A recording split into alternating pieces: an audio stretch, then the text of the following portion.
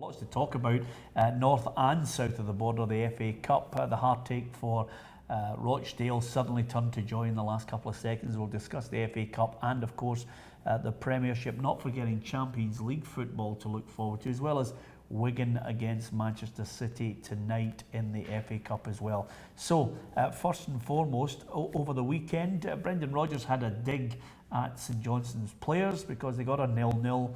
He thinks they only turn up for the big games rather than some of the smaller games that they should be winning, and they wouldn't be in the bottom end of the table. No, I didn't agree with him when he said it. You know, I thought he was just trying to deflect from the performance of his team. Obviously, we all expected, even though they had 7 changes, that they would still win the game. I mean, St Johnstone haven't won. I think they won 1 game in the last 2 months. You know, so they haven't been making their game any better than what it is. So I just think that it was a poor performance, throwing too many young guys in at the one time, and we know when they come in 1s and 2s it's okay, but if you're going to throw 7 of them in, pressure's on to come up with the goods, and unfortunately they didn't do that. Well, to be perfectly honest with you, let's cut to the chase. Even with 7 changes, Celtic's squad should defeat St Johnstone. On the form St Johnstone's in, I mean, St Johnstone can't score a goal. So no excuses? There's no excuses for me at all. You know, that you just got to take it that if anybody gets any credit out of it, it's St Johnstone for not losing a goal. Yeah, okay.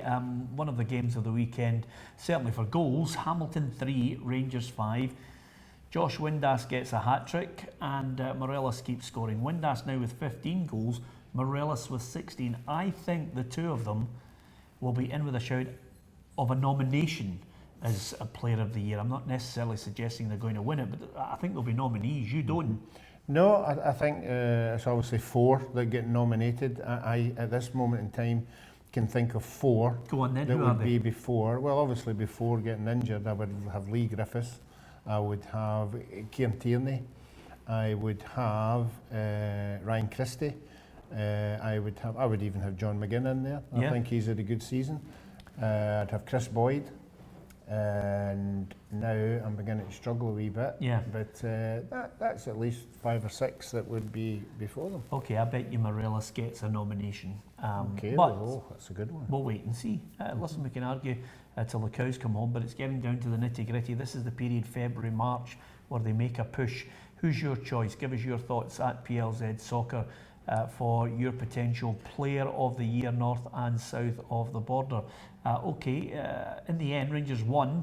Graham Murty says Rangers should start to be thinking about pushing Celtic rather than just trying to pip Aberdeen to second. Is that a reasonable expectation?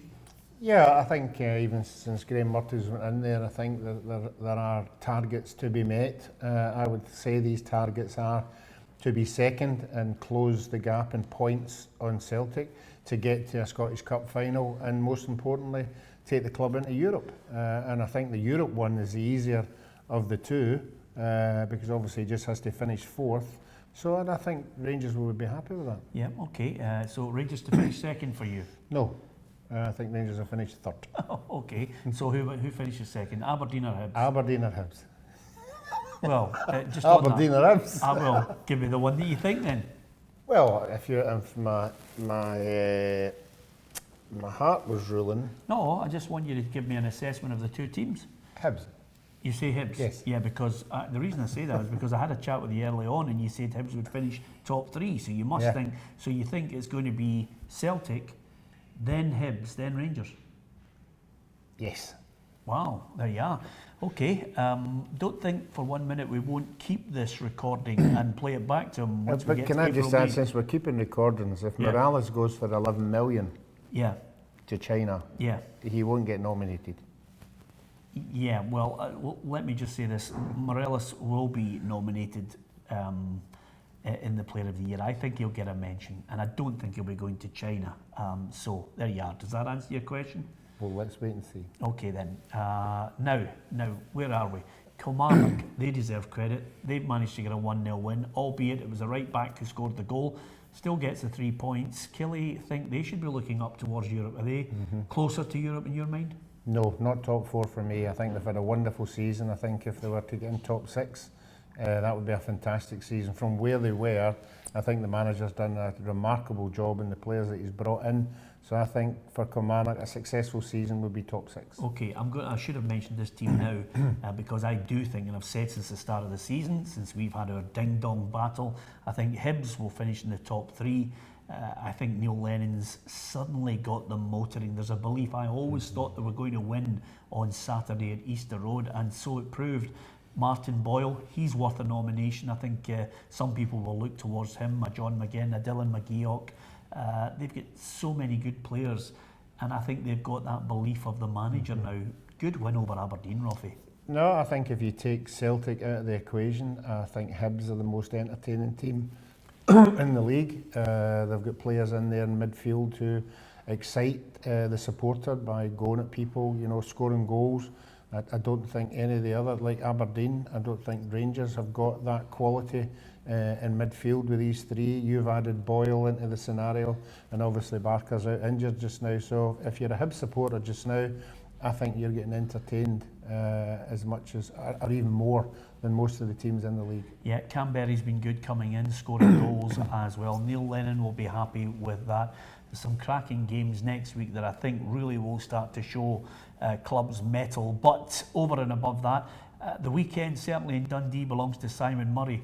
1-0 up, 5 minutes to go. You're all smiley and happy as an ex-Partick Thistle player, and then boom, custard pie. 2 late goals from Simon Murray. Yeah, I'm glad the cameras never panned onto the dugout, because I'm sure Alan Archibald would have been absolutely stunned by what had happened. The inability to see out a game at 1-0 has been there for everybody to see. I thought they probably brought in more experienced players would have been able to see these games out, but that wasn't the case at the weekend, and it's a bad one, because I think Alan was on record in saying it happened 16 points last year. They lost goals in the last 5 minutes of a game or even into injury time, so it's something they really need to cut out. Yep, okay. I'll never get the 90 minutes back that I spent watching Ross County and Hearts. It was hard to watch it at the best of times, but Ross County will feel they are the better of the two in this. They got a point against Hearts. The one real blow for me is Arnaud Djoum out for 8 months. I really do hope he has a speedy recovery, but a snapped Achilles is a sore one, Ruffy. Yeah, I didn't know he'd had the bad Achilles record. It's a horrible injury. Most people, when they get that kind of injury, say, "Oh, I wish I had a leg break." That just shows you, how serious it is and how long that you're out for. And you could see it in the game that it just went so quickly, and you could see the pain in his face. So it's a sore one, because I thought that he was beginning to be a big fixture in that Hearts team, driving forward.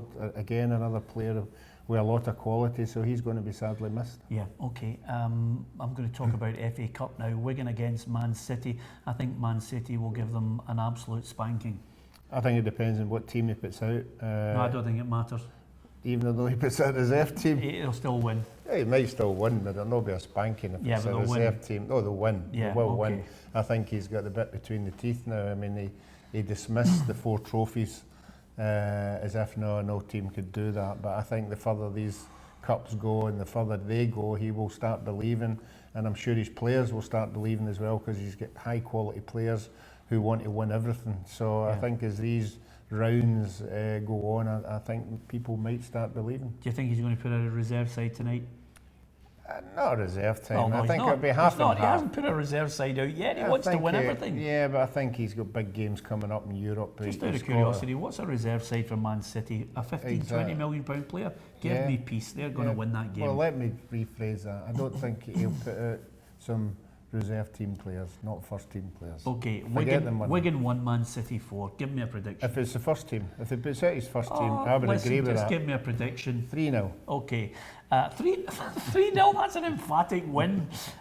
Okay, what about the other results? I have to say, I left the game yesterday with Harry Kane scoring. I shouldn't have left it. I know I should have stayed for the other 2 minutes, but I left the game with Harry Kane scoring the penalty, and I thought, hard luck on Rochdale.